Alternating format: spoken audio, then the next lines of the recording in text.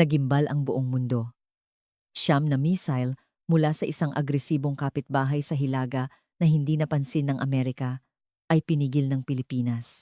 Ang mga bansang ASEAN na matagal nang itinuturing na laruan lamang ang mga kagamitang Pilipino at mas pinipili ang armas ng Amerika ay napilitang magbago ng isip.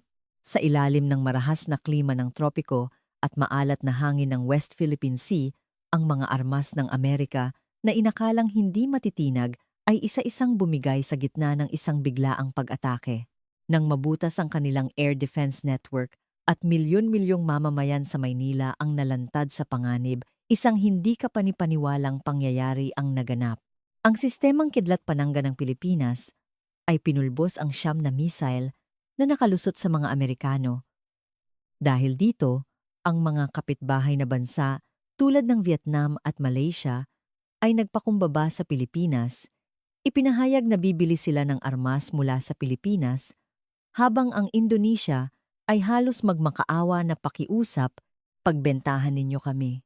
Ano ba talaga ang nangyari? Ang kuwento kung paano napayuko ng Pilipinas ang Amerika at ang buong rehiyon ay magsisimula ngayon. Disyembre 2025. Isang pangyayaring walang katulad ang naganap sa Bonifacio Global City. 3 minuto pa lamang matapos magsimula ang pagpupulong para sa pagsusuri ng kontrata sa air defense, ang delegasyon ng Pilipinas ay sapilitang pinalabas. Bidding qualifications permanently revoked. Ang paghampas ng gavel ng Defense Undersecretary sa mamahaling narratable ay nagpatigil sa lahat. Isang dokumento na may lagda ng 8 matataas na opisyal ng White House ang nakalatag sa mesa. May kasama pa itong banta. Aalisin ang lahat ng Patriot missile batteries kung hindi sila susunod. Ginawa nilang hostage ang pambansang seguridad. Ang mga higante sa industriya ng depensa mula sa Amerika, Britanya at Israel ay nagsanib puwersa upang durugin at ibaon sa limot ang isang bansang tulad ng Pilipinas. Sino at paano nabaligtad ang sitwasyong ito? Sa gitna ng lahat ng kaguluhang iyon, ako ay nakaupo. Ako si James Randolph, isang retiradong Lieutenant General ng US Army. Sa loob ng 36 na taon, ako ang nagdisenyo ng defense networks ng Amerika sa buong Asia-Pasipiko mula sa Pentagon. Matapos magretiro, dinala ko ang magarbong titulo bilang Senior Strategic Advisor para sa Lockheed Martin. Sa araw na iyon, ako ay nasa panig ng mga mananalo. Naghihintay na lang ako ng tamang tiyempo para buksan ang champagne. Ngunit isang koronel mula sa Pilipinas ang huminto bago pa man niya hawakan ang pinto. Mula sa sandaling iyon, lahat ay nagsimulang gumuho. Sa Presidential Suite ng Grand Hyatt Manila, sa lamig ng 22 degrees Celsius na aircon, naghahalo ang amoy ng kapeng barako at mamahaling pabango. Ang silid na ito, na napapalibutan ng marmol at mahogany, ay ang lihim na lugar kung saan napagpapasyahan ang kapalaran ng pandaigdigang industriya ng armas.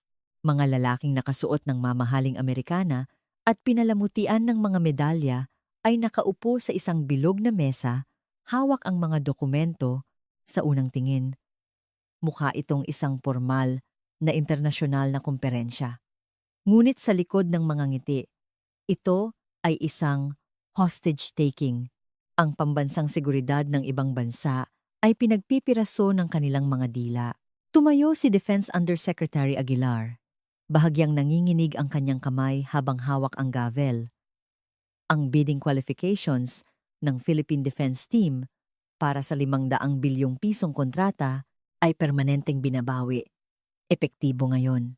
Bumagsak ang gavel sa mesa at ang tunog nito ay parang putok ng baril na bumasag sa katahimikan. Sa dulo ng mesa, kung saan nakaupo ang mga Pilipino, tumigil ang paghinga. Hindi ito disqualification. Ito ay isang execution. Bago pa man matapos magsalita si Usek Aguilar, kumilos na ang katabi ko, si Michael Crawford, ang Vice President for Global Government Affairs ng Lockheed Martin. Isang lalaking lagini nakasuot ng walang gusot na suit at may hawak na baso ng whiskey. Mula sa kanyang briefcase, Inilabas ni Crawford ang isang makapal na sobre at itinulak ito sa mesa. Sa loob nito ay isang sulat mula sa White House National Security Council, puno ng pirma ng 8 matataas na opisyal. Isang advisory na tanggalin ang Pilipinas sa listahan.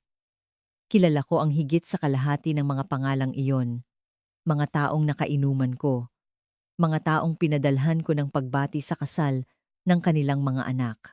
Ang mga pangalang iyon ngayon ay nagsisilbing talim ng kutsilyo sa leeg ng isang bansa. Itinulak ni Crawford ang sulat sa harap ni Usek, Aguilar at nagsalita. Mr. Undersecretary, ikinalulungkot ko, ngunit malinaw ang mensahe ng Washington. Kung isasama ninyo ang Pilipinas sa pagsusuri, bukas ng umaga, aalisin namin ang lahat ng U.S.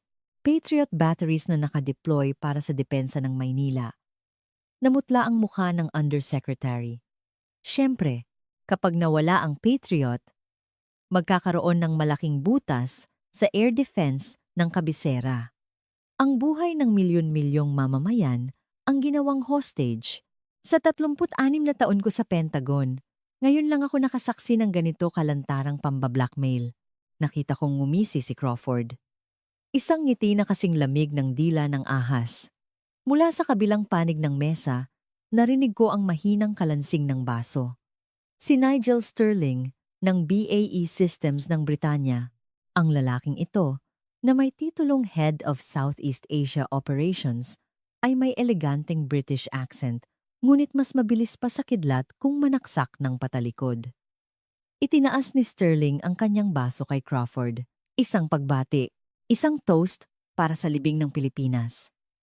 Ang dalawang Israeli lobbyists ay tumango rin at nagkunwaring nag-toast. Sa loob ng 3 minuto, tapos na ang paglilitis. Ang hukom, hurado, at taga-usig ay iisa lang ang panig.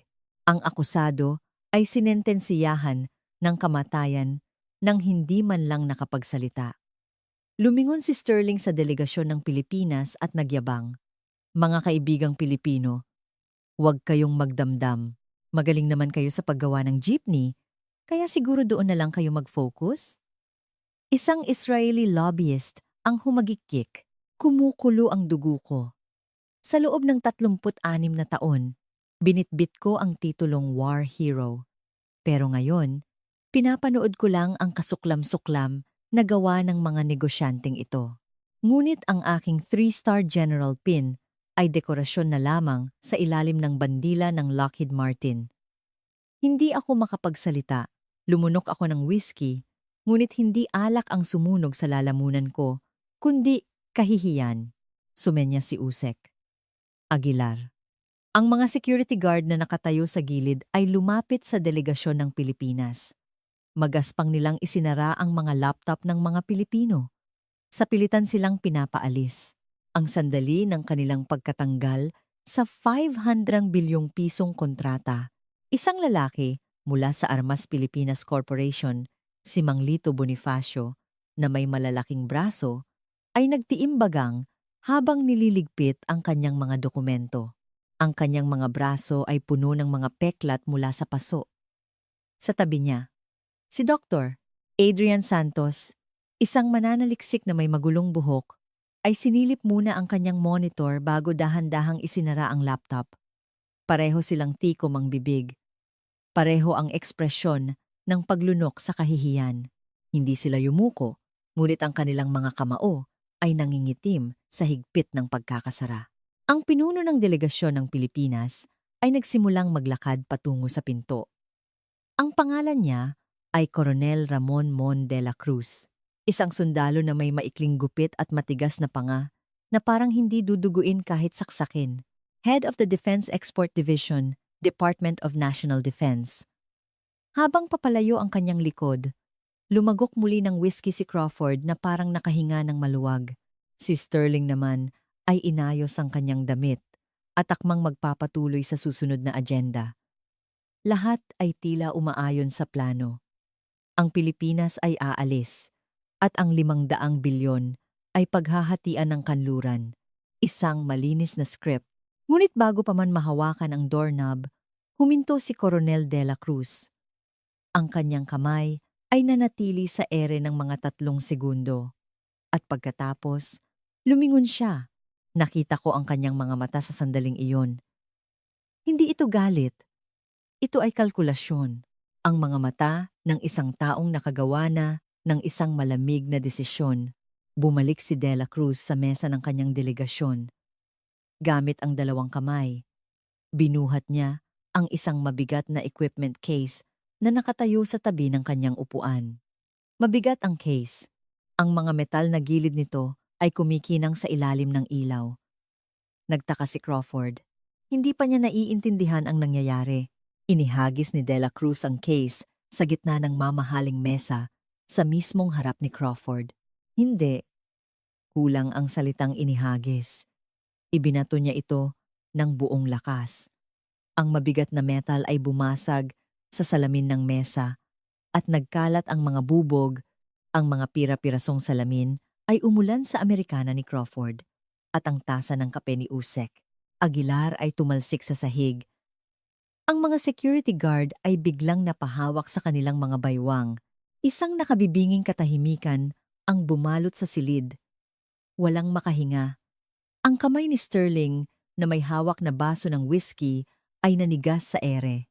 Maging ang tunog ng natutunaw na yelo sa baso ni Crawford ay nawala sa gitna ng mga basag na bubog.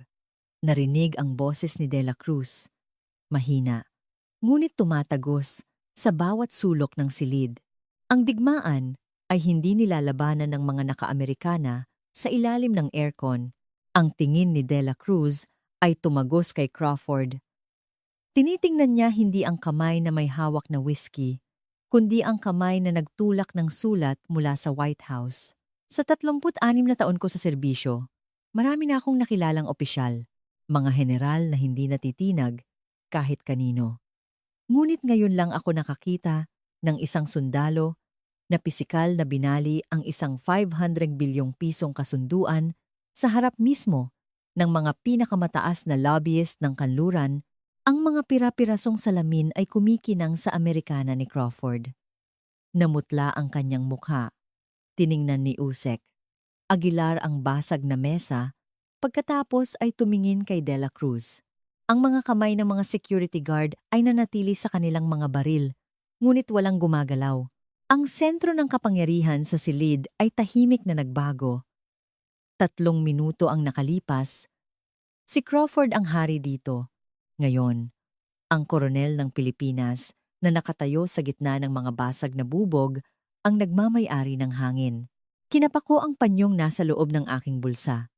Ang parehong panyo na hawak-hawak ko noong Gulf War habang lumilipad ang mga Scud missile sa ibabaw ng aking ulo. Mahigit 30 taon na, pero dala-dala ko pa rin. Noon, hindi ako natakot dahil iyon ay tunay na giyera. Ngunit ang nangyayari dito sa silid na ito ay hindi giyera, kundi isang panloloko. Isang laro ng mga taong ang tingin sa armas ay hindi panangga, kundi numero sa isang Excel sheet para pataasin ang kanilang stocks. Ako ay kasabwat sa larong iyon. Isang mukha para sa mga negosyanteng ito. Ang ibinato ng koronel ng Pilipinas ay hindi lang isang equipment case. Binasag din niya ang pundasyon ng aking pagkatao. Ang natapong whiskey ni Crawford ay dahan-dahang kumakalat sa mga basag na salamin. Ang amoy ng kape at alak ay tumusok sa aking ilong. Isang amoy na matagal bago nawala. Ang mga pira-pirasong salamin ay kumikinang pa rin sa sahig. Walang makagalaw. Ang buong silid ay parang nasa isang vacuum matapos ang isang pagsabog. Ang mga bubog ay parang nyebe sa balikat ng Amerikana ni Crawford at ang gavel ni Usek. Aguilar ay nawala sa gitna ng mga basag na piraso ng mesa. Marahil ito ang unang pagkakataon na ang VIP suite ng hotel na ito ay nagkaganito. Si Crawford, ang unang bumasag sa katahimikan. Habang pinapagpag ang mga bubog sa kanyang damit, bigla siyang tumayo. Putlang-putla ang kanyang mukha, ngunit ang kanyang boses ay matalas. arestuhin ang baliw na yan. Isa siyang terorista. Itinuro ni Crawford ang mga security guard. Ang tingin ng mga guwardiya ay napunta kay Coronel De La Cruz. Ang kanilang mga kamay ay nasa ibabaw ng kanilang mga baril. Biglang lumamig ang temperatura sa silid. Isang maling galaw lang at ang baril ay itututok sa dibdib ng koronel. Hindi man lang tumingin si De La Cruz sa mga guwardiya. Binaliwala niya sila na parang hindi sila umiiral. Sa kabila ng basag na mesa, hinarap niya si Usek. Aguilar, ang mukha ng undersecretary ay madilim pa rin, nababagabag sa desisyong kanyang ginawa dahil sa panggigipit ni Crawford. Nagsalita si De La Cruz. Undersecretary, ngayon din, pumunta tayo sa Subic Bay Coastal Defense Proving Grounds. Hindi ako makapaniwala sa narinig ko. Hindi iyon ang tono ng isang taong katatanggal lang sa bidding. Ang boses ni De La Cruz ay mahina, ngunit walang bahid ng pag-aalinlangan. Doon natin malalaman kung kaninong bakal ang totoo. Hindi ito isang bagay na dapat pagpasyahan ng papel sa ilalim ng aircon. Namula ang batok ni Crawford. Kasi sigaw niya lang na arestuhin ang koronel bilang terorista. Pero hindi gumalaw ang mga guwardiya. Napagtanto niyang ang mga guwardiya ay naghihintay ng utos mula kay Usek Aguilar. Nang malaman ito ni Crawford, binago niya ang kanyang taktika. Kung hindi siya maaresto, pipigilan na lang niya, ngunit may naunang kumilos kaysa kay Crawford. Si Nigel Sterling ng Britanya. Inilabas niya ang kanyang smartphone at itinutok ang screen kay Usek Aguilar. Isang satellite weather map ang lumitaw. Mr. Undersecretary, tingnan ninyo. Sa kasalukuyan, ang Subic Bay ay binabayo ng isang super typhoon na may bugso ng hangin na 200 kilometro bawat oras. Ang London accent ni Sterling ay malinaw na umalingaw-ngaw sa silid. Ayon sa International Evaluation Protocols, ang anumang outdoor test sa ganitong kondisyon ng panahon ay iligal. May panganib ng pinsala sa kagamitan at sa buhay ng tao.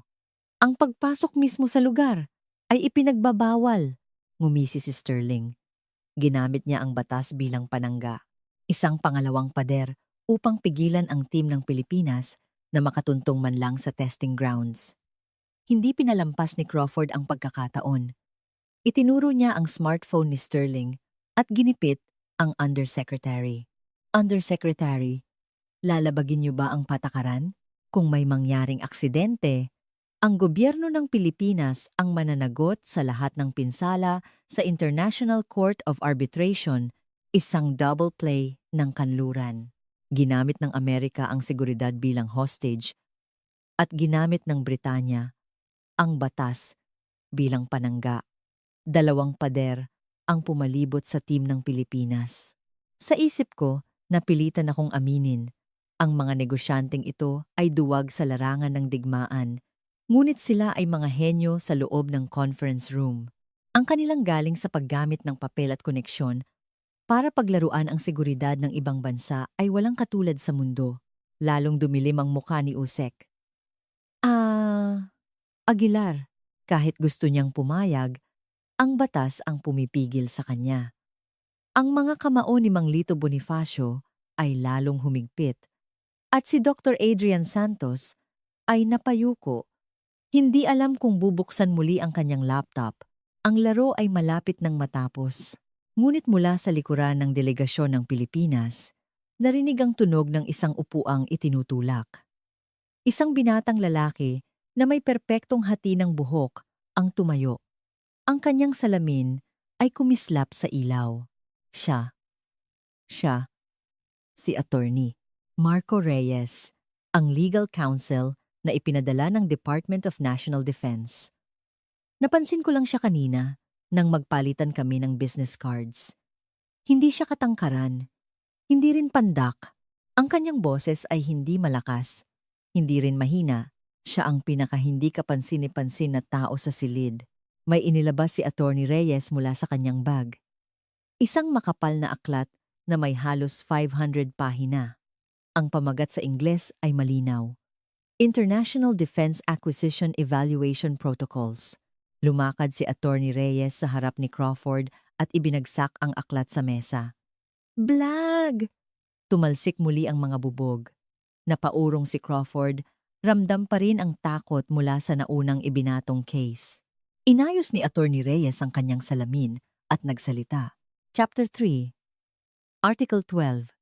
Demonstrations under Grade 3 or higher, extreme weather conditions are, according to International Defense Acquisition Evaluation Protocols, eligible for the highest possible merit points. Hindi siya notal, isinalaysay niya ang isang probisyon mula sa 500 pahinang aklat ng walang mali, kahit isang salita. Nanlaki ang mga mata ni Crawford. Nawala ang ngisi ni Sterling. Hindi tumigil doon si Attorney Reyes. Please also refer to Annex 7, Clause 4. The Evaluation Committee has no legal basis to refuse a demonstration voluntarily requested by a participating nation under extreme weather conditions. Muling nagbago ang hangin sa silid. Ang pananggang batas na inilabas ni Sterling ay dinurog ng mismong batas. Sinubukan ni Crawford na agawin ang aklat. Umatras si Attorney Reyes at itinulak ang aklat patungo kay Usek. Aguilar, Mr. Undersecretary, paki-verify po ninyo. Hindi ito illegal. Sa katunayan, may karagdagang puntos pa. Napako ang tingin ng Undersecretary sa aklat. May nagbago sa kanyang mga mata. Hindi na pagkalito, kundi pagdududa. Isang pagdududa kung lahat ba ng mga dokumentong ipinakita ng kanluran ay ganito. Ngayon lang niya napagtanto kung gaano karaming probisyon ang maaaring binaluktot sa kanya, hindi ko na napigilan ang sarili ko.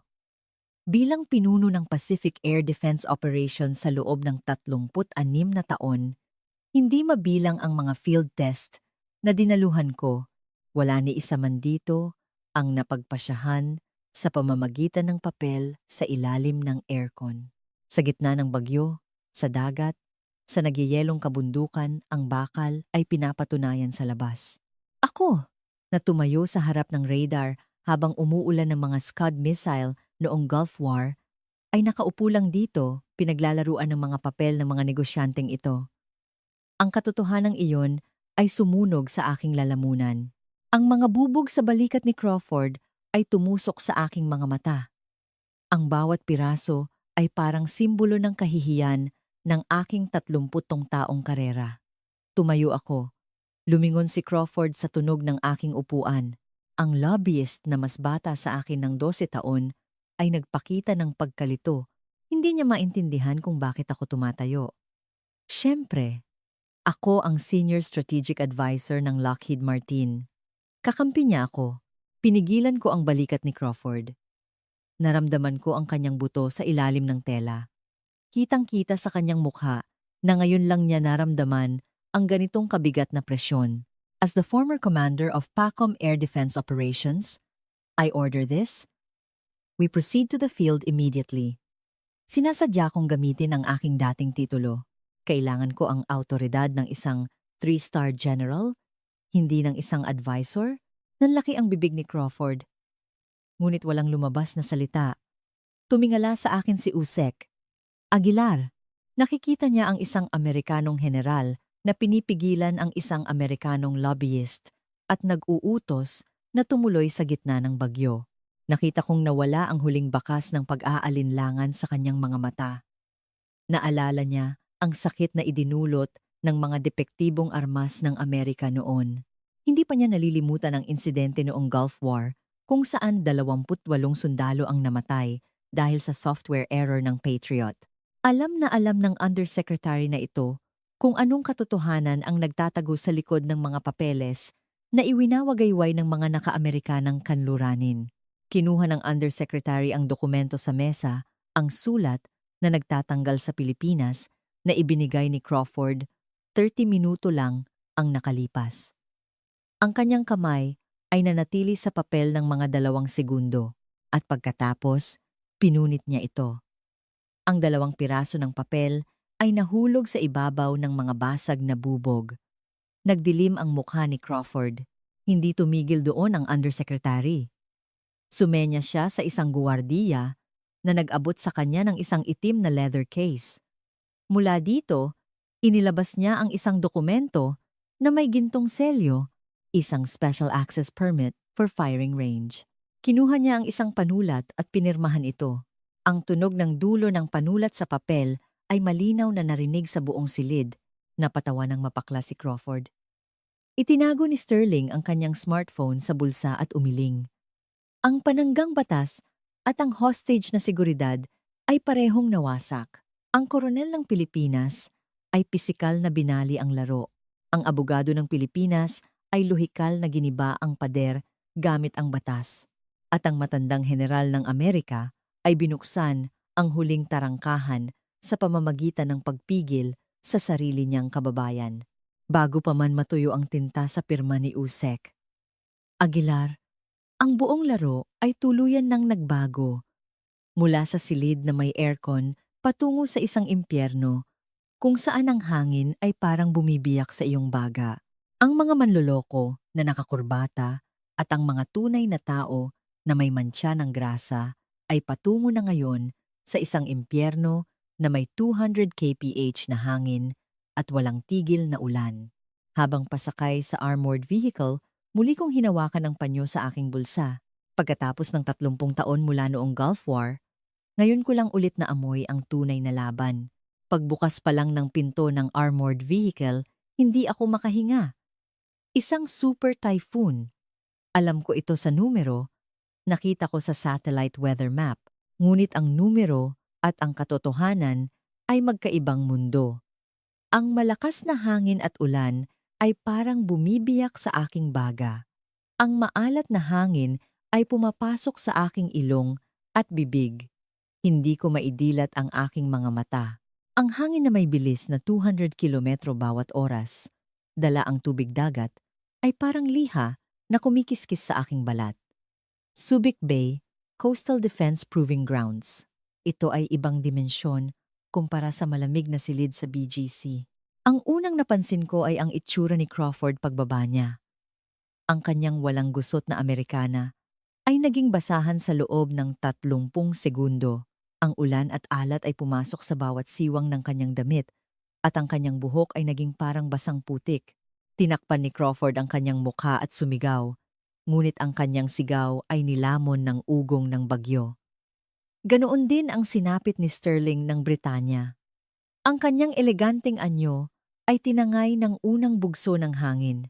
8 pang inhinyero mula sa Amerika at Britanya ang lumabas mula sa likod ng sasakyan. Sila ang dapat mag-set up ng mga kagamitan. Ang kanilang misyon ay subaybayan ang pagganap ng Patriot Radar at BAE naval sensors sa gitna ng bagyo. Ngunit wala pang 1 minuto matapos buksan ang pinto. Binitiwan nilang lahat ang kanilang mga kagamitan. Inihulog nila ang mga monitor case sa putikan at kinaladkad ang mga cable habang tumatakbo patungo sa control bunker. Isang konkretong bunker na may malakas na aircon. Nakita ko silang sumisigaw habang sumusugod sa loob ng bakal na pinto. Ang mga teknisyan mula sa pinakamalalaking kumpanya ng armas sa mundo ay tumatakbo, iniiwan ang kanilang mga gamit. Dahil lang sa isang bagyo, sa 36 na taon ko sa militar, maraming bagyo na ang aking naranasan. Ngunit ang eksenang ito ay mas nakakagulat pa kaysa sa anumang laban. Ang pagtakbo ay para sa mga baguhan. Ngunit may mas malaking problema. Sa timog na bahagi ng firing range, may naka-standby na US Patriot Radar. Isang kagamitan na nagkakahalaga ng $200 milyong. Mga 20 minuto matapos magsimula ang pinakamatinding bugso ng hangin, isang kakaibang tunog ang narinig mula sa cooling fan ng radar. Isang nakakabinging langit-ngit ng metal. Alam ko ang tunog na iyon, narinig ko na rin iyon noon. Ang cooling fan ay humihigop ng tubig alat at mga debris. Pagkalipas ng 30 segundo, isang pulang ilaw ng babala ang umilaw sa gilid ng radar. Error 404. System shutdown. Salt corrosion. Detected. Ang $200 milyong na dangal ng Amerika ay bumigay dahil sa kaunting tubig alat. Ang filter ng cooling fan ay hindi idinisenyo para sa tropikal na klima ng dagat. Bilang taong nagdisenyo ng air defense ng rehiyong ito sa loob ng 36 na taon, hindi ko ba alam iyon? Alam na alam ko. Paulit-ulit kong isinulat sa aking mga ulat. Ngunit sa halip na palitan ng filter, mas pinili ng Lockheed Martin na dagdagan ang kanilang pondo para sa lobbying. Mula sa loob ng bunker, sumigaw si Crawford sa mikropono. Ito ay isang act of God. Ipinapahayag kong walang bisa ang pagsusulit na ito. Ang kanyang basag na boses ay umalingaw-ngaw sa buong lugar. Isang gasgas na taktika. Kapag hindi manalo sa labas, gagamitin ang mga patakaran para kansilahin ang laro. Nakakasuka ang kanyang kakapalan ng mukha na gamitin muli ang taktikang hindi gumana kanina sa BGC. Si Usek, Aguilar, na nasa isang sulok ng bunker, ay pinupunasan ng kanyang noo habang nakatingin kay Crawford.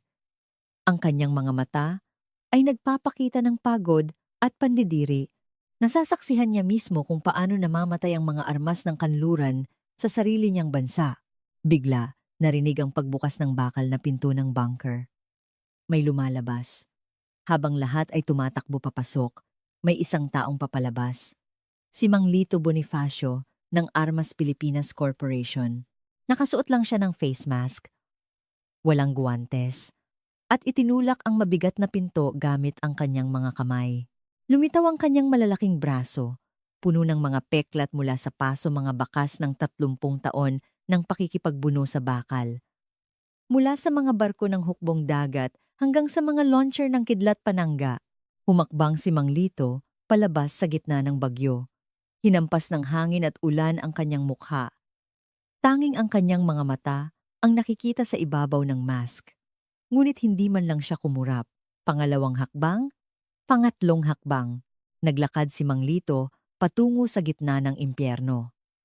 Mula sa monitor sa loob ng bunker, pinanood namin siya. Natahimik si Crawford. Ang mga Amerikanong inhinyero na tumakbo papasok ay nagkumpol-kumpol sa harap ng monitor. Walang makapagsalita. Nakarating si Mang Lito sa harap ng Kidlat Pananga launcher. Ang base nito ay natabunan na ng putik at mga dahon. Lumuhod siya at sinimulang alisin ang putik gamit ang kanyang mga kamay. Walang guwantes. Ang metal na ibabaw ay siguradong mainit dahil sa operasyon, ngunit hindi nag-atubili ang kanyang mga kamay na puno ng peklat. Inalis niya ang putik, binuksan ang isang panel, at ipinasok ang kanyang katawan sa loob ng launcher.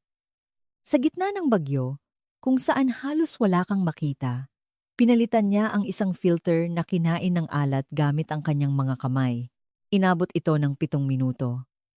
Nang lumabas si Mang Lito mula sa ilalim ng launcher, ang pawis ay tumutulo na parang ulan mula sa ilalim ng kanyang mask. Ang likod ng kanyang mga kamay ay namumula. Isang bagong paso ang nadagdag sa kanyang mga dating peklat. Ngunit pinunasan lang niya ang kanyang kamay sa kanyang overalls at itinaas ang kanyang hinlalaki patungo sa bunker. Sa loob ng bunker, may isa pang kumilos. Si Dr. Adrian Santos ng Armas Pilipinas ay nakaupo sa isang sulok, nakatutok sa kanyang laptop, hindi alintana ang kaguluhan sa paligid. Nang makita niya ang senyas ni Mang Lito sa monitor, nagsimulang gumalaw ang kanyang mga daliri. 12 beses tumunog ang keyboard at pagkatapos, pinindot niya ang enter key. 1 beses. Mula sa labas, isang tunog ang narinig. Isang malalim at mabigat na ugong ang tumagos sa ingay ng bagyo. Ang radar antena ng Kidlat Pananga ay nagsimulang umikot. Sa gitna ng 200 kph na hangin at maalat na ulan, sa parehong kapaligiran kung saan bumigay ang kagamitang Amerikano at nagpakita ng Error 404, ang radar ng Pilipinas ay nagising. Ang antena ay umikot sa isang tiyak na bilis, nagpapadala ng mga signal. Sa monitor sa bunker, lumitaw ang mga numero. Water ingress, 0. Cooling system, normal. Detection range, maximum. Ang kulay berdeng mga indicator ay pumuno sa buong screen. Habang pinapanood ko ang screen na iyon, nanghina ang aking mga tuhod. Sa mismong lugar kung saan lumuhod ang $200 milyong na Patriot dahil sa kaunting tubig alat, ang kidlat panangga ng Pilipinas ay gumagana ng perpekto. Isang filter lang ang pagkakaiba. Hindi lang filter. Ito ang pagkakaiba ng mga taong nagpapatakbo ng makina, ang pagkakaiba ng isang teknisyan na ang buhay ay bakal at paso sa loob ng 30 taon, at ng isang lobbyist na ang buhay ay pondo para sa lobbying at mga party sa loob ng 30 taon. Natahimik ang bunker. Ibinalik ni Crawford ang mikropono sa lalagyan nito at sumandal sa pader. Nawala na ang kanyang dahilan para sumigaw ng evaluation invalid. Ang mga Amerikanong inhinyero ay napayuko. Pinagpapalit-palit ang tingin sa pulang error screen ng kanilang Patriot at sa berdeng normal screen ng kidlat panangga. Itinago ni Sterling ang kanyang smartphone. Hindi na niya kailangang ipakita ang weather satellite. Malinaw na may bagyo. Tanging ang makina ng Pilipinas ang nakaligtas dito.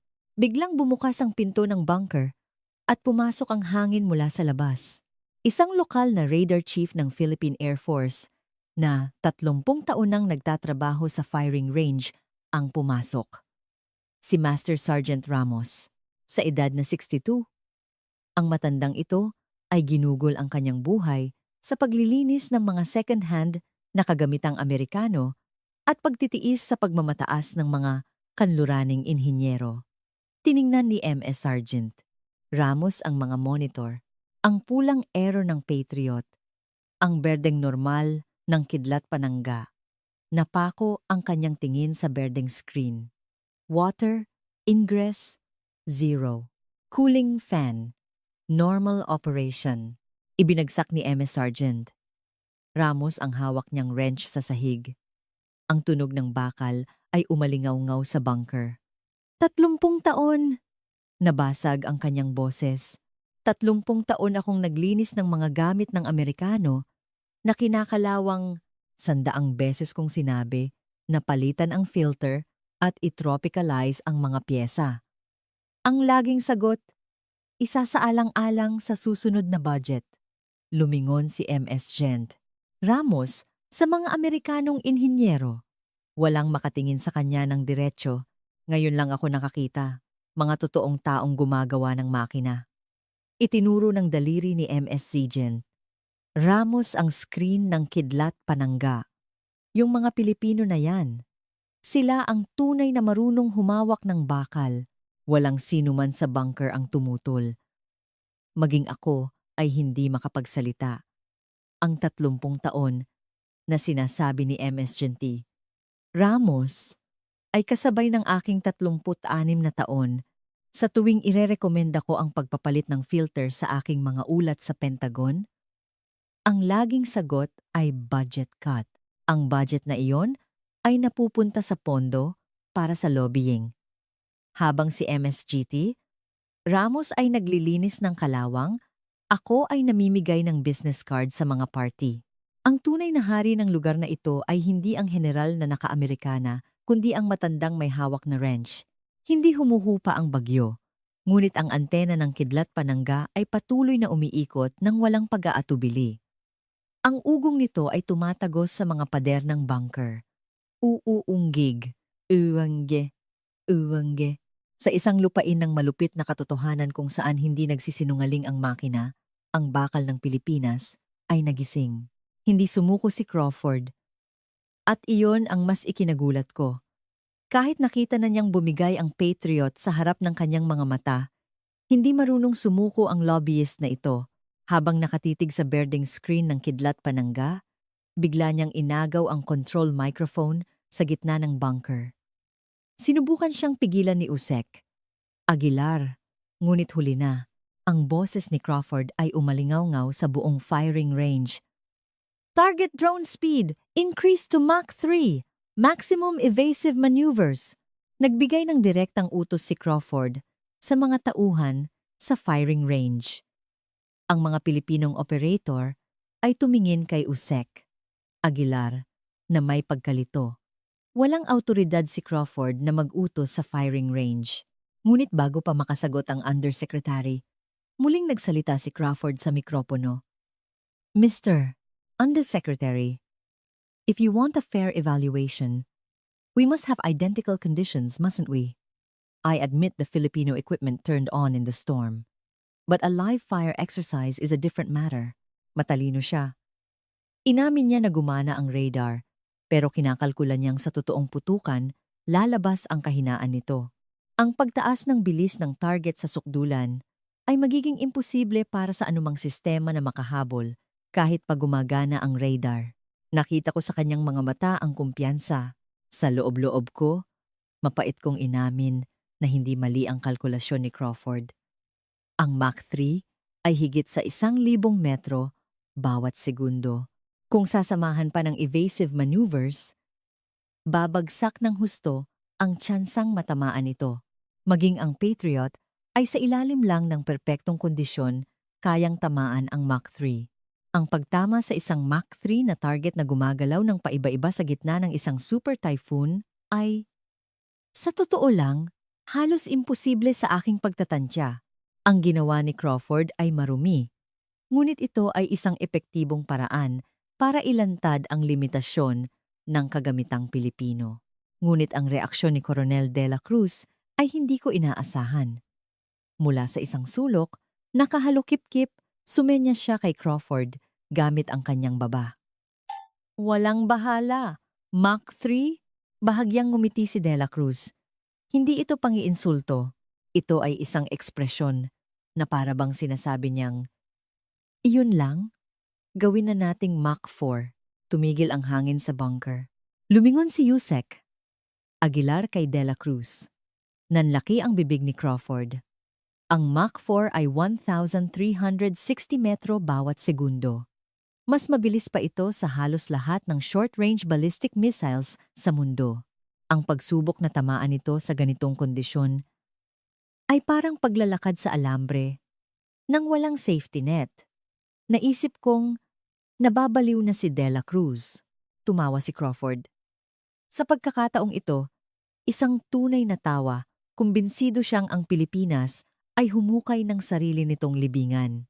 Excellent! Mach 4. Tumango si Crawford sa mga operator. Nagsimula ang putukan. Mach 4, maximum evasive maneuvers. Sa teorya, walang air defense system na kayang makayanan ang ganitong kondisyon. Hindi sa mundong alam ko, ang unang sumubok ay ang BAE Naval Radar Linked Interceptor System ng Britanya. Nang umabot sa Mach 4 ang target drone, nag-overheat ang BAE tracking radar dahil sa init at interference ng bagyo at namatay ang screen. Interception rate, 0%. Namutla si Sterling. Sumunod ang sistema ng Israel. Ang kanilang pinakabagong high-altitude sensor mula sa Rafael ay nabulag ng clutter at atmospheric distortion na dulot ng bagyo. Hindi nito mahanap ang target. 5 interceptor ang pinakawalan sa kawalan at bumagsak sa dagat. Interception rate, 0%. Napasabunot ang Israeli technician. Huli, ang dangal ng Amerika, ang PAC-3, ang pinakabagong bersyon ng Patriot. Bagamat bumigay ang radar kanina, mabilis silang nagkabit ng isang backup unit mula sa loob ng bunker. 10 target drones, ang pinakawalan sa bilis na Mach 4. Nakuha ng seeker ng PAC-3 ang target, ngunit nang ang ulan at alat ay nagdulot ng signal reflection, nalito ang seeker. Ang unang putok ay sumablay. Ang pangatlo ay sumablay din. Sa 10 putok, 7 lang ang tumama. 3 ang nawala sa kawalan. Interception rate, 70%. Isang Amerikanong inhinyero ang napahampas sa mesa. Ang 70% ay numero lamang para sa mga test. Sa totoong laban, kung 3 sa 10 missile ang makalusot, isang buong siyudad ang magiging abo. Muling kinuha ni Crawford ang mikropono. Namumula ang kanyang mukha, ngunit pilit niyang pinakalma ang kanyang boses. Sa ganitong panahon, ang pagtama ng Mach 4 target ng 100% ay pisikal na imposible. Ang Amerika ay nakakuha ng 70%. Na sapat na para sa passing standard. Walang hiya. Siya ang nagtaas ng kondisyon At nang bumigay ang sarili niyang armas, ibinaba niya ang passing standard. Naging isang tuwid na linya ang mga labi ni Usek. Aguilar. Alam niyang ang bawat salitang binibitawan ng lalaking ito ay katumbas ng pagbabawas sa buhay ng mga mamamayang Pilipino. Mula sa sulok ng bunker, narinig ang tunog ng keyboard. Si Dr. Adrian Santos. Mula kanina, wala siyang imik at nakatutok lang sa kanyang laptop. Ang ilaw mula sa monitor ay kumikinang sa kanyang magulong buhok. Pinindot ni Dr. Santos ang enter key. Mula sa labas, isang malakas na tunog ang sumabog. Isang asul na apoy ang pumailan lang mula sa Kidlat Pananga launcher. 10 interceptor missiles ang sabay-sabay na umakyat sa kalangitan. Sa monitor, 10 asul na tuldok ang lumitaw, ang mga interceptor ng Kidlat Pananga. Sa itaas nila, 10 pulang tuldok ang gumagalaw ng paiba-iba sa bilis na Mach 4. Ang mga asul na tuldok ay real-time na binabago ang kanilang direksyon, hinahabol ang mga pulang tuldok. Hindi nila hinahabol. Tila alam nila kung saan pupunta ang mga target at doon sila naghihintay. Unang pagtama. Isang pulang tuldok ang nawala. 2 segundo nawala ang pangalawa. Pangatlo, pang-apat, panlima. Sunod-sunod na naglaho ang mga pulang tuldok. 6, 7, 8, 9. Nang mawala ang ikasiyam na pulang tuldok, may napasinghap sa loob ng bunker. At pagkatapos, ang ikasampu, ang huling pulang tuldok, ay naglaho mula sa screen. Isang numero ang lumitaw sa display. Interception rate, 100%. 10 shots fired. 10 targets destroyed. Time variance, 0 seconds. Isang kakaibang katahimikan ang bumalot sa bunker. Dapat ay may nagsisigawan sa tuwa, ngunit dahil sa sobrang gulat, walang makapagsalita. Lumapit si Usek. Aguilar sa monitor, tiningnan niya ang mga numero ng paulit-ulit. Napayuko ang mga inhinyero ng Britanya. Tinanggal ng Israeli technician ang kanyang salamin at kinusot ang kanyang mga mata. Ang mga Amerikanong inhinyero ay umiwas na ng tingin sa monitor. Sumigaw si Crawford, binasag ang katahimikan. "Sabotahe yan!" Tumayo siya at itinuro ang monitor. "Hinak ng mga Pilipino ang server ng Saudi. Peking data yan!" Galit siyang lumapit kay Usek. "Aguilar, Mr. Undersecretary, kailangan nating kumpiskahin ang network logs ng mga kagamitang Pilipino. Kung susuriin natin ang server access records, makikita natin ang ebidensya ng pandaraya." Nabasag ang boses ni Crawford. Ang parehong bibig na nagsabing pasado ang 70% ng kanyang armas ay sumisigaw ngayon ng hacking nang makakuha ng 100% ang Pilipinas. Habang pinapanood ko ang kanyang mukha, nasusuka ako. Ito ang tunay na mukha ng mundong inakala kong kakampi ko sa loob ng 36 na taon. Biglang sinipa at binuksan ang bakal na pinto ng bunker. Pumasok ang hangin at ulan. Si Mang Lito Bonifacio ang nakatayo doon. Ibinalik niya ang kanyang mask sa ilalim ng baba at sa kanyang mga kamay na puno ng peklat, may dala siyang isang bagay, isang piraso ng metal. Ang basag na piraso ng target drone na pinasabog kanina. Umuusok pa ito dahil sa init at kumikislap sa gitna ng ulan. Pumasok si Mang Lito sa bunker. Huminto siya sa harap ni Crawford at inihagis niya ang mainit na piraso ng metal sa paanan ng mamahaling sapatos ni Crawford. Tumama ang metal sa sapatos at gumawa ng matinis na tunog. Napaurong si Crawford. Nagsalita si Mang Lito. Ang kanyang Tagalog ay may puntong probinsyano. "Tinamaan namin yan gamit ang galing, hindi sa salita. Bago ka magsalita ng hacking, pulutin mo muna yung ebidensya sa paanan mo." Napako ang tingin ni Crawford sa piraso ng metal. Umuusok pa rin ito. Para patunayang may pandaraya, kailangan niyang patunayang peke ang piraso ng metal na ito. Ngunit sa harap ng isang tunay na ebidensya, nakapupulot lang mula sa gitna ng bagyo, hindi niya magamit ang salitang hacking. Bumukas at sumara ang bibig ni Crawford. Walang lumabas na salita. Habang dahan-dahang lumalamig ang piraso ng metal sa sahig, kasabay nitong naglaho ang dangal ni Crawford. Bago pa man tuluyang lumamig ang piraso ng metal, bumalik na ako sa hotel, pasado 1:00 na ng madaling araw. Nakahiga ako sa kama ng aking suite. Hindi man lang nag-alis ng aking Amerikana. Ang mga nangyari sa gitna ng bagyo ay paulit-ulit na umiikot sa aking isipan. Ang pulang error screen ng Patriot, ang berdeng normal screen ng Kidlat Panangga, ang mainit na piraso ng metal sa paanan ni Crawford, ang mga peklat sa braso ni Mang Lito.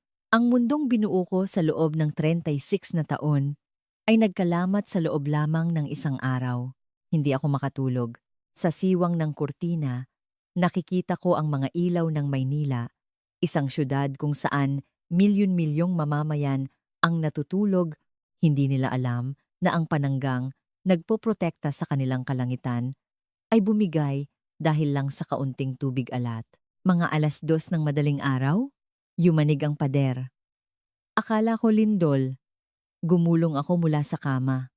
Pagbagsak ko sa sahig, namatay ang lahat ng ilaw sa hotel. Wow! At pagkatapos, ang tunog, mga sirena. Code Red. Ang air raid siren ng buong Metro Manila ay bumasag sa katahimikan ng gabi.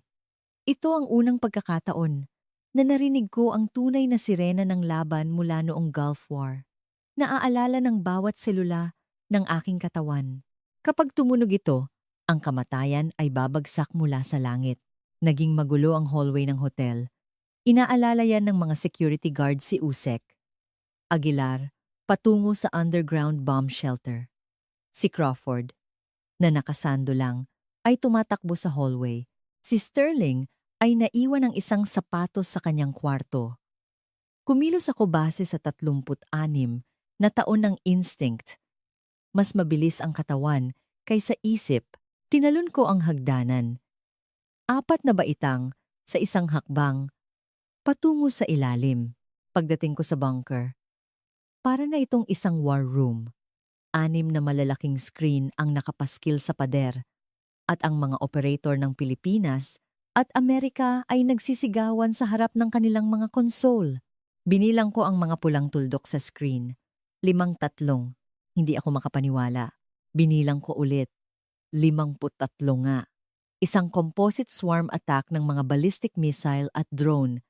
53 na projectiles ang sabay-sabay na bumabagsak patungo sa mga matataong lugar sa Maynila. Hindi ito test. Ito ay tunay na digmaan. Inactivate ng mga Amerikanong operator ang Patriot. Ngunit isang warning window ang lumitaw sa screen. Nagkaroon ng conflict sa software habang pinoproseso ang data. Hindi kayang i-classify ng luma ng software ng Patriot ang sabay-sabay na pag-atake ng ballistic missiles at drone swarms. Isang kritikal na error ang nangyari. Napagkamalan nitong mga sibilyan na eroplano ang pattern ng drone swarm. Sinubukan ng mga operator na manual na i-reassign ang mga target, ngunit sa 53 na sabay-sabay na dumarating, imposible ang manual control. Nakatama ang Patriot ng 34. Halos. Pinili lang ng automatic engagement mode ang mga target na kaya nitong tamaan. Ang problema ay ang natira. 19 ang nakalusot sa unang linya ng depensa. Sa screen, 19 na pulang tuldok ang bumabagsak patungo sa puso ng Maynila. Impact in 3 minutes. Tumigil ang oras sa bunker. May sumigaw. Isang Pilipinong operator ang sumubsob sa kanyang console at nagsimulang magdasal. Kung 19 na missile ang tatama sa Maynila, ang mga residential area, kung saan milyon-milyon ang natutulog, ay magiging isang malaking dagat-dagatan ng apoy. Mga eskwelahan, ospital, simbahan, mga gusali kung saan may mga batang natutulog doon, babagsak ang mga warhead, nang hina ang aking mga tuhod. Ang mga binti na nanatiling nakatayo noong umuulan ng Scud missile ay bumigay ngayon. Napaupo ako sa sahig. Ang taong nagdisenyo ng air defense ng rehiyong ito, Sa loob ng 36 na taon ay pinapanood ngayon ang pagkabutas ng sarili niyang panangga. Impact in 2 minutes. 30 seconds. Nanginginig ang aking mga kamay. Bawat segundo, palapit ng palapit ang mga pulang tuldok sa Maynila. Wala akong magawa. Bigla, narinig ko ang tunog ng keyboard mula sa isang sulok. Isang mabilis, ngunit tiyak na ritmo. Lumingon ako. Si Dr. Adrian Santos. Hindi siya pinagpapawisan. Habang lahat sa bunker ay sumisigaw sa takot, nagdarasal, o napapaupo sa sahig, siya lang ang nakatutok sa kanyang laptop. Ang ilaw mula sa monitor ay kumikinang sa kanyang magulong buhok. Ang mga daliri ni Dr. Santos ay sumasayaw sa keyboard. Hindi ko naintindihan noong una kung ano ang ginagawa niya. Pinapasok niya ang U.S. Command Network. Pinuwersa niyang i-bypass ang control line ng Philippine Air Defense na nakakabit sa Patriot Network.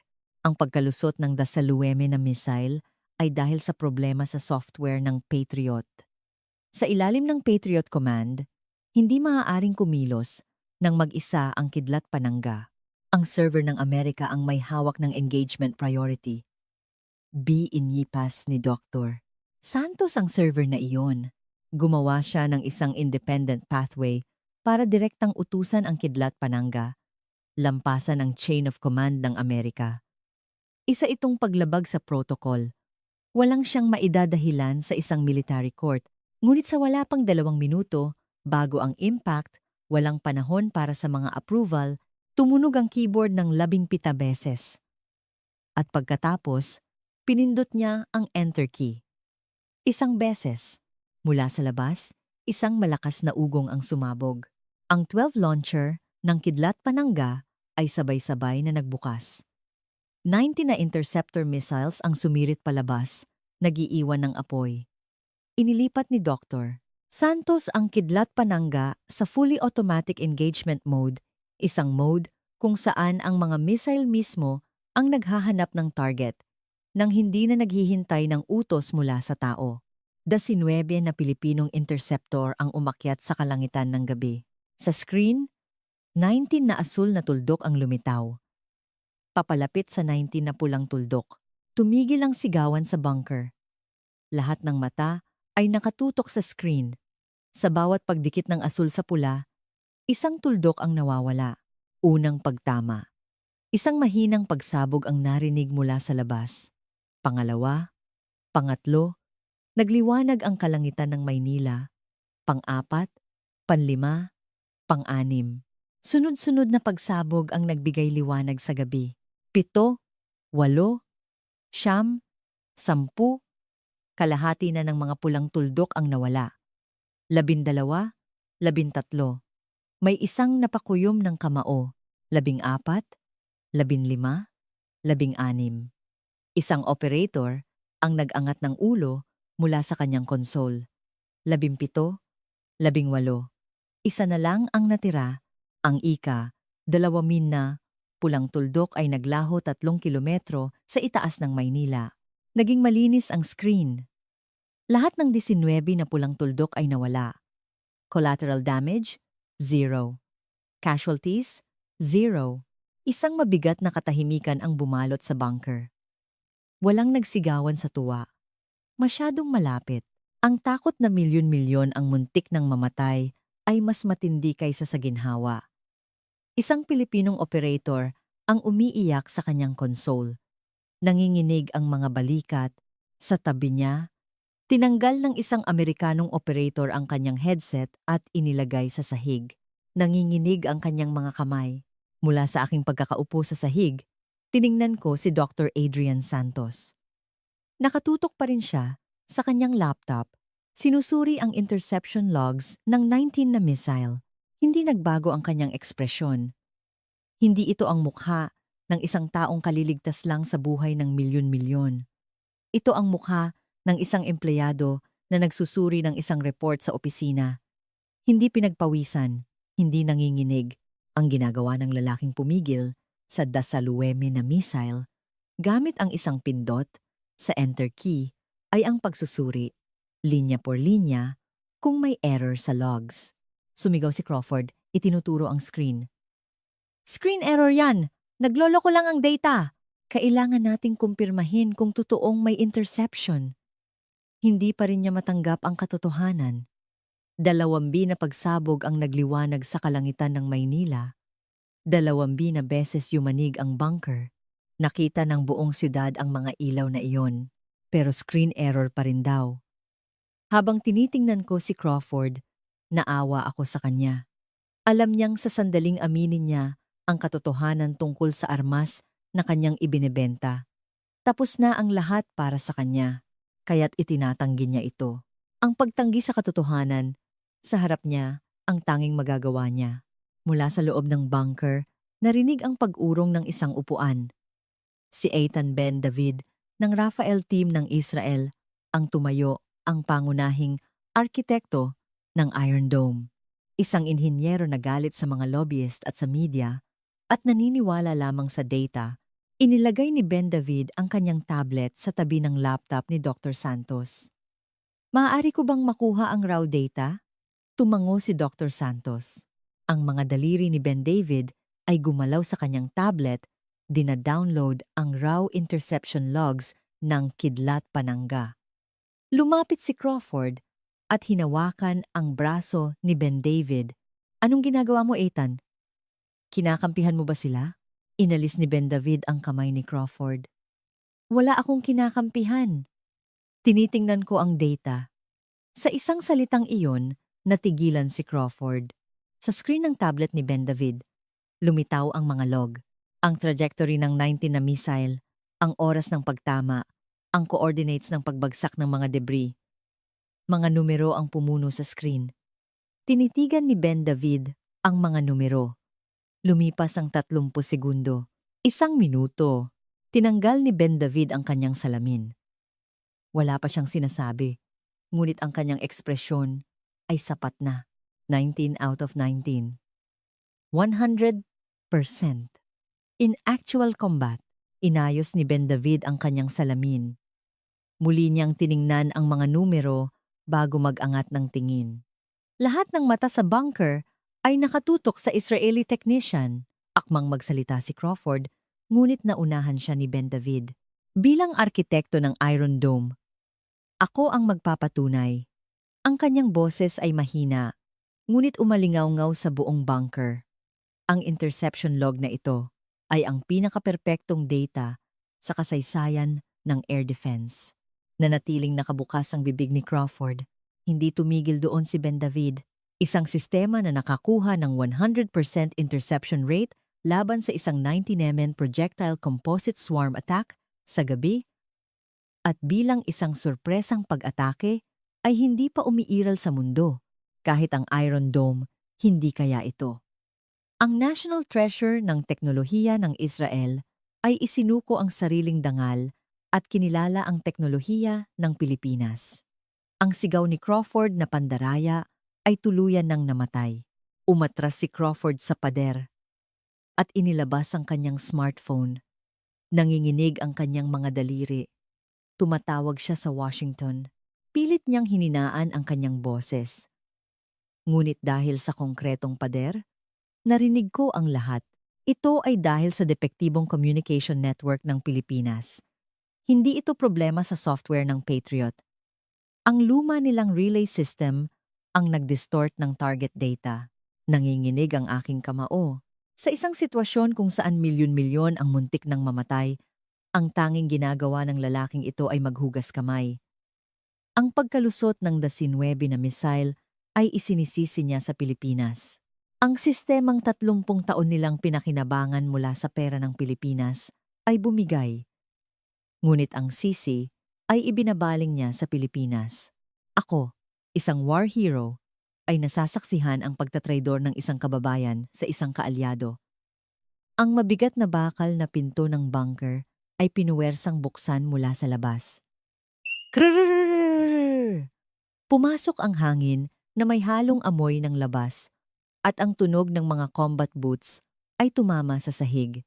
Hindi lang isa, 5, 6, 7 pares ng bota ang sabay-sabay na pumasok, mga armadong sundalo, naka-full battle gear, may mga automatic rifle na naka-cruise sa kanilang dibdib.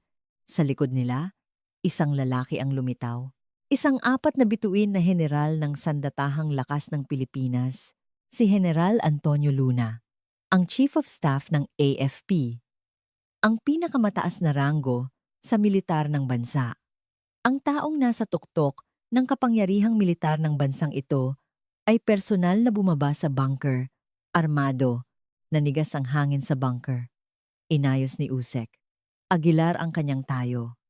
Ang mga Pilipinong operator ay sabay-sabay na tumayo at sumaludo. Maging ang mga Amerikanong operator ay napaayos ng tayo. Tiningnan ng Chief of Staff ang buong bunker. Isang malamig at nakakatakot na tingin, ang karisma ng isang leader militar ay bumalot sa buong silid. Napako ang tingin ni General Luna sa screen. Magkatabing nakadisplay ang record ng Patriot at ng Kidlat Panangga. Patriot, 53 targets, 34 intercepted, 19 missed. Kidlat Panangga, 19 targets, 19 intercepted, 100%. Ang mga numero ang nagsabi ng lahat. Itinago ni Crawford ang kanyang smartphone at lumapit sa general. Magpapaliwanag sana siya. Ngunit bago pa siya makalapit, kumilos ang isang guwardiya. Ang dulo ng kanyang rifle ay tumama ng diretso sa dibdib ni Crawford. Isang malakas na kalabog ang narinig, at si Crawford ay tumalsik. Tumama ang kanyang likod sa isang console, at isang monitor ang nahulog. Gumulong si Crawford sa sahig. Ang isang butones ng kanyang damit ay tumalsik at gumulong sa semento. Ang isang negosyanteng naka-Amerikana ay nakadapa na ngayon sa sahig, tinamaan ng dulo ng baril. Walang tumulong sa kanya, maging ang mga Amerikanong operator ay umiwas ng tingin. Naglakad si General Luna. Nilampasan niya si Crawford na parang hindi ito umiiral. Dinaanan niya ang mga Amerikanong opisyal na parang mga multo. Napayuko si Sterling at umatras. Hindi pinansin ng general ang sinuman. Naglakad siya ng diretso sa pinakadulong bahagi ng bunker, kung saan nakatayo ang delegasyon ng Pilipinas. Huminto siya sa harap ni Coronel De La Cruz. Tumigil ang paghinga ng lahat sa bunker. Iniyuko ni General Luna ang kanyang ulo, ang numero 1 opisyal ng militar ng Pilipinas, isang 4 na bituin na general, ay yumuko ng may paggalang sa isang koronel ng Pilipinas. Hindi gumalaw si De La Cruz. Hindi niya tinanggap o tinanggihan ang paggalang. Nakatayo lang siya doon. Ang ilaw ng bunker ay tumama sa kanyang maikling buhok. Habang pinapanood ko ang eksenang iyon, parang nanliit ang aking puso. Ako, isang retiradong 3 bituin na general ng Amerika, na 36 na taong kumain ng pera ng bansang ito at pinaglaruan ng kanilang seguridad sa ngalan ng alyansa, ay nakatayo lang sa isang sulok, hindi man lang nakatanggap ng isang tango mula sa kanilang pinakamataas na commander. Kinuha ng general ang isang direct line na telepono sa pader. Iutos sa lahat ng unit. Ngayon din, putulin ang koneksyon sa U.S. Command Network. 3 Pilipinong opisyal ang sabay-sabay na kumilos. Pumunta sila sa likod ng mga console at hinawakan ang mga communication cable na nakakonekta sa main server ng Patriot. Isang Amerikanong operator ang sumubok pumigil. Sandali. Pag-aari ng U.S. military yan. Hindi niyo pwedeng basta-basta galawin. Iwinaksi ng Pilipinong opisyal ang kanyang kamay. Ang cable ay hinugot. Ang tunog ng metal na natatanggal ay umalingaw-ngaw sa bunker. Kasabay nito, 2 malalaking screen ang namatay. Ang screen na may logo ng U.S. Department of Defense ay naging itim. Ang 30 taong utak ng Air Defense ng Pilipinas, ang server ng Amerika, ay pisikal na pinutulan ng kuryente. Tumayo si Crawford mula sa sahig at sumigaw. Paglabag yan sa alyansa! Ire-report ko ito sa U.S. State Department! Lumingon sa kanya ang general. 3 segundo siyang tinitigan, parang tingin sa isang insekto. Walang sinabi ang general. Tinalikuran niya si Crawford at muling humarap sa screen. Nagbigay ng pangalawang utos ang general.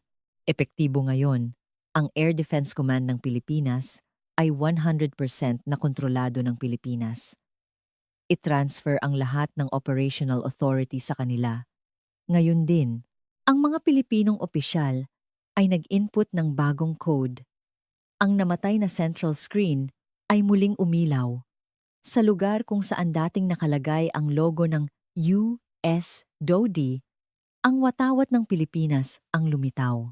Sa pinakamalaking screen sa bunker, ang simbolo ng puso ng air defense ng Pilipinas, ang pula at asul ng watawat ng Pilipinas, ay kumikinang sa ilalim nito isang salita ang nakasulat. Habang nakatingin sa screen na iyon, inilabas ko ang panyo mula sa aking bulsa. Ang panyong daladala ko mula pa noong Gulf War, hindi para punasan ang pawis, kundi para may mahawakan, dahil kung hindi, bibigay na ang aking mga tuhod. Ito ang sandali kung saan ang mga kadena ng mga negosyanteng naka-Amerikana ay naputol, at ang baton ng pamumuno ay ipinasa sa mga tunay na taong may mantsa ng grasa. Nakatayo si Crawford sa gilid, nakatingin sa screen. Ang watawat ng Pilipinas ay kumikinang sa kanyang mukha. Si Sterling ay nakayuko sa isang sulok. Ang mga Amerikanong operator ay nakatayo sa harap ng mga blankong konsol, mukhang mga taong nawala ng trabaho. Isinara ni Dr. Adrian Santos ang kanyang laptop. Ito ang unang pagkakataon na inalis niya ang kanyang tingin sa screen. Tinapik ni Mang Lito Bonifacio ang kanyang balikat. Walang salita. Sumaludo si Coronel De La Cruz sa general. Tinanggap ng general ang saludo. Hindi na kailangan ng salita sa pagitan ng dalawang sundalo. Ang mga numero ang nagsabi ng lahat. 19 out of 19, 100%. Casualties, 0. Sa harap ng mga numerong ito, ang diplomasya, pondo para sa lobbying, at sulat mula sa White House ay pawang mga basura lamang mula sa labas. Narinig ang mahinang tunog ng azan para sa pagdarasal sa madaling araw mula sa mga moske sa Maynila. Isang syudad na nakaligtas ang sumasalubong sa umaga. Hindi pa man natatapos ang azan, isang bagong alarma ang tumunog sa bunker. 4:00 ng madaling araw. Wala pang 2 oras matapos ang takot na dala ng 19 na missile. Sumigaw ang isang Pilipinong operator. Multiple heat signatures detected from the north. Approaching by sea. And mga bagong pulang tuldok ang lumitaw sa screen. Binilang ko. 28. Mga drone boat motherships. Mga maliliit na bangka na puno ng pampasabog at mga drone, isang suicide fleet, ang papalapit sa baybayin ng Pilipinas mula sa West Philippine Sea. Ang giyerang inakala naming tapos na sa himpapawid ay nagsimula muli sa dagat. Kinaladkad ko ang aking mga paa patungo sa screen. 28 na barko ang papalapit sa baybayin. Mabilis sila. Kapag nakarating sila sa loob ng 5 kilometro mula sa baybayin, sabay-sabay nilang ilalabas ang kanilang mga suicide drone, mga oil refinery, desalination plants, mga komunidad sa baybayin, lahat ng kritikal na infrastruktura sa kanlurang baybayin ng Luzon ay nasa panganib. Ang BAE Naval Radar ng Britanya ay inactivate. Ngunit ang lumitaw sa screen ay isang magulong-gulo ng mga signal. Hindi kayang i-distinguish ng BAE radar ang mga suicide boat mula sa mga alon at mga bangka ng mangingisda. Ang screen ay napuno ng pula at puting mga tuldok. Sinubukan ng operator na manual na i-classify ang mga target. Ngunit imposible sa dami ng mga ito. Ang BAE Naval Radar ay tuluyan ng nabulag. Napasabunot si Sterling. Matapos mabutas ang Patriot sa himpapawid, nabulag naman ang BAE sa dagat. 2 beses bumigay ang panangga ng kanluran sa loob ng isang araw. Mula sa loob, muling narinig ang tunog ng keyboard. Si Dr. Adrian Santos. Hindi ko alam kung kailan natutulog ang lalaking ito. Muli siyang nakaupo sa harap ng kanyang laptop. Ang kanyang mga daliri ay muling gumalaw. Ang bantay dagat, ang Coastal Defense System ng Pilipinas na nakalink sa Kidlat Pananga, ay lumitaw sa monitor. Automatiko nitong na-filter ang mga signal mula sa alon at ang mga bangka ng mangingisda ay naging kulay abo. Sa screen, 28 na pulang tuldok lang ang malinis na natira, kasama ang kanilang bilis, direksyon, at ETA. Na-lock-on ng bantay dagat ang 28 target. Pinindot ni Dr. Santos ang enter. Mula sa baybayin, sunod-sunod na pinakawalan ang mga rocket. Isang salvo lang. Sa screen, ang 28 pulang tuldok ay sabay-sabay na kumislap at naglaho. Sa West Philippine Sea, ang 28 suicide boat ay sabay-sabay na nilamon ng apoy at lumubog. 2 sa himpapawid, 28 sa dagat. Ang panangga ng Pilipinas ay sabay na prinotektahan ang kalangitan at karagatan. Sa bunker, nagsigawan sa tuwa ang mga Pilipinong operator. Sa pagkakataong ito, hindi katahimikan, kundi isang halo ng iyak at sigawan ang umalingaw-ngaw. Napahawak sa mukha si Usek. Aguilar, nanginginig ang mga balikat. Hindi ko alam kung umiiyak ba siya o tumatawa. Sa gitna ng kaguluhan, isang bagong text ang lumitaw sa ibabang bahagi ng screen. Organ Statement from Aggressor Nation's Foreign Ministry. All military operations immediately ceased. Full withdrawal of forces. Ang kalaban, na nadurog sa himpapawid at dagat, ay sumuko, lalong lumakas ang sigawan. Ngunit hindi ako makasali dahil sa tagumpay na ito, ang tanging naiambag ng Amerika ay ang 19 na missile na nakalusot. Mga 5:00 ng umaga, naging maingay sa labas ng bunker. Isang guwardiya ang nag-report. Nawawala si Michael Crawford ng Lockheed Martin. Wala sa hotel, wala sa kanyang sasakyan. Natagpuan ang ebidensya na nagtago siya sa isang cargo container para makatakas mula sa Maynila. Natakot siyang humarap sa isang military tribunal, ang pangunahing lobbyist ng isang 500 bilyong pisong kontrata, ang lalaking nagwagayway ng sulat mula sa White House para durugin ang Pilipinas, ay tumakas na parang isang daga. Nang marinig ko iyon, naghanap ako ng whiskey. Ang katapusan ng 30 taong alyansa ay isang cargo container. Ang ginawa ni Sterling ay mas malala pa. Kinaumagahan, isang sobre ang isinilid sa ilalim ng pinto ng hotel room ni Coronel De La Cruz. Sa loob, isang sulat mula sa BAE Systems. Isang request for subcomponent partnership. Isang alok na ang Britanya ang mag-supply ng mga pyesa para sa sistemang Pilipino. Ang parehong lalaki na 12 oras lang ang nakalipas ay ininsulto sila na gumawa na lang ng jeepney ay nagmamakaawa ngayon para sa isang subcontract. Si Ben David ng Israel ay iba. Hindi siya nagmakaawa. Sa halip, nagpadala siya ng isang top secret na mensahe sa Tel Aviv.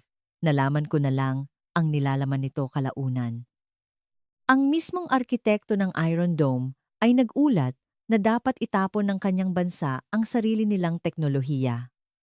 Ang konklusyon ng isang inhinyero na naniniwala lamang sa data, habang ang mga katunggali ay isa-isang lumuluhod, tumatakas o nagmamakaawa, ang delegasyon ng Pilipinas ay tahimik, masyadong tahimik. 9:00 ng umaga, pumunta ako sa baybayin, 3 oras na biyahe mula sa Maynila para suriin ang mga labi ng labanan. Pagdating ko, mainit na ang sikat ng araw.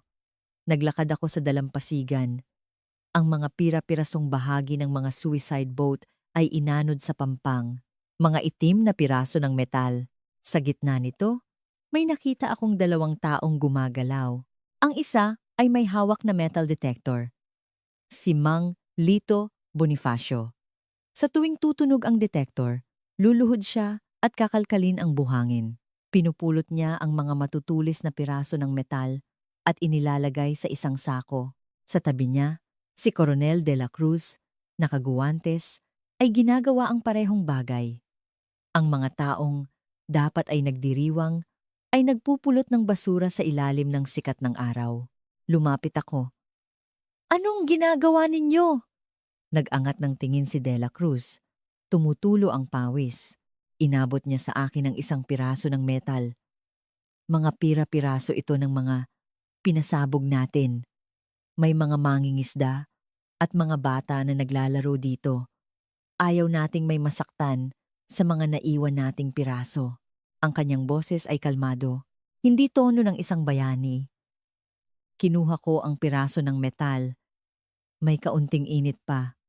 36 na taon. Nagdisenyo ako ng mga operasyon, nagpaputok ng mga missile, kinakalkula ang mga success rate. Wala ni isang beses akong nagpulot ng mga pira-piraso. Wala ni isang beses kong inisip kung saan bumabagsak ang mga pinapuputok namin. Ang Amerika ay nagbenta ng mga missile. Ang Pilipinas ay nagpaputok ng mga missile at pagkatapos ay pinulot ang mga basura. Ang pagkakaibang iyon ay kasing linaw ng piraso ng metal sa aking palad.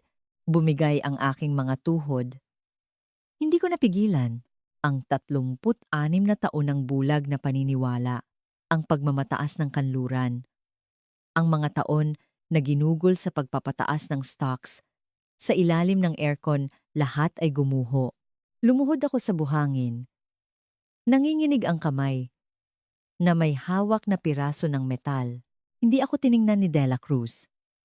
Nilampasan niya lang ako para pulutin ang susunod na piraso. Muling tumunog ang metal detector ni Mang Lito. Sa ilalim ng sikat ng araw, ang likod ng dalawang lalaki ay tahimik na gumagalaw. Ang alon ng dagat ay humahalik sa pampang. Ang mainit na buhangin ay pumapasok sa aking pantalon. Lumipas ang 3 buwan. Marso, 22, 2022. Ang umaga sa Washington, D.C. ay may ibang klasing lamig. Sa harap ng U.S. Capitol, hinawakan ko ang aking bulsa. Hindi panyo, ang piraso ng missile na pinulot ko sa baybayin ng Pilipinas. 3 buwan ko itong hindi binitiwan. Ang matulis na gilid nito ang laging nagpapaalala sa akin ng dapat kong gawin ngayon. House Armed Services Committee, Special Hearing. Ang lugar na ito, ang puso ng industriya ng armas ng Amerika. Puno ng mga kongresista, mga opisyal ng Pentagon, at mga CEO ng mga kumpanya ng armas. Ako ang testigo. Sa harap ko, isang salansan ng papel ang script na inihanda ng Lockheed Martin. Ang buod. Ang Patriot ay bumigay dahil sa luma ng communication network ng Pilipinas at ang kagamitang Pilipino ay nakialam at nagdulot ng gulo. Isang perpektong script para ilipat ang sisi sa Pilipinas, iligtas ang dangal ng Patriot at protektahan ang stocks ng Lockheed Martin. Tinawag ang aking pangalan. Umupo ako sa witness stand. Inabot ng committee chairman ang unang tanong. General Randolph, totoo ba na sa insidente sa Maynila noong Disyembre 2025, ang depekto sa kagamitang Pilipino ang naging sanhi ng pagkagambala sa sistema ng US Patriot? Isang tanong na may kasama ng sagot. Kung sasagot ako ng oo, ang Pilipinas ang magiging kontrabida. Tiningnan ko ang script, puno ng kasinungalingan. Hinawakan ko ang mga papel, at pagkatapos, pinunit ko ito. Muli at muli, hanggang maging maliliit na piraso. Nagkagulo ang lahat, nag-flash ang mga kamera. Mula sa aking bulsa, inilabas ko ang piraso ng metal. Inilagay ko ito sa ibabaw ng mesa. Ting! Ang tunog ay umalingaw-ngaw sa buong silid. Hinila ko ang mikropono. Mr. Chairman, sasagutin ko ang tanong. Walang katotohanan na ang depekto sa kagamitang Pilipino ang nakagambala sa sistema ng Amerika. Ang katotohanan ay ang kabaligtaran. Nagbago ang hangin sa silid. Noong gabing iyon, 53 na projectiles ang bumagsak sa Maynila. Ang U.S. Patriot ay nakatama ng 34, ngunit dasalwebe ang nakalusot dahil sa software error. Sa loob ng 3 minuto, bago ang impact, habang lahat kami ay walang magawa, isang Pilipinong inhinyero ang nag-bypass sa U.S. network at inactivate ang kanilang kidlat panangga system. 19 na interceptors ang pinakawalan at 19 na targets ang pinulbos. 100% walang namatay. Ikinuwento ko ang lahat. Ang pagtakas ni Crawford, ang pagpulot ng mga pira-piraso ng metal. Ang mga sundalong Pilipino ay nagpulot ng mga basura sa ilalim ng araw dahil ayaw nilang may masaktan na bata. Nabasag ang aking boses. Nabanta-6 na taon ako sa Pentagon. Nagbenta kami ng mga missile. Wala kaming pakialam kung saan ito bumabagsak. Tapos na ang panahon ng pera at lobbying. Itinaas ko ang piraso ng metal. Ang bagong pamantayan ng depensa at alyansa ay ang sinseridad ng maliit ngunit mayabang na bansang iyon, ang Pilipinas, isang mabigat na katahimikan. At pagkatapos, mula sa likuran, isang palakpak. Sinundan ng isa pa, at isa pa. Mga kongresista, demokrata, republikano, lahat sila ay tumayo at pumalakpak. Isang standing ovation. Habang nakaupo, tinitigan ko ang piraso ng metal. Ang palakpak ay hindi para sa akin. Ito ay para sa isang technician na nagkumpuni ng filter sa gitna ng bagyo gamit ang kanyang mga kamay. Ito ay para sa isang mananaliksik na pumigil sa 19 na missile gamit ang isang pindot sa enter key. Ito ay para sa isang sundalo na nagpulot ng basura para sa mga bata ng ibang bansa. Naalala ko ang kanilang mga pangalan: De La Cruz, Bonifacio, Santos. Ang mga pangalang iyon ay mas mabigat pa kaysa sa buong hearing na ito.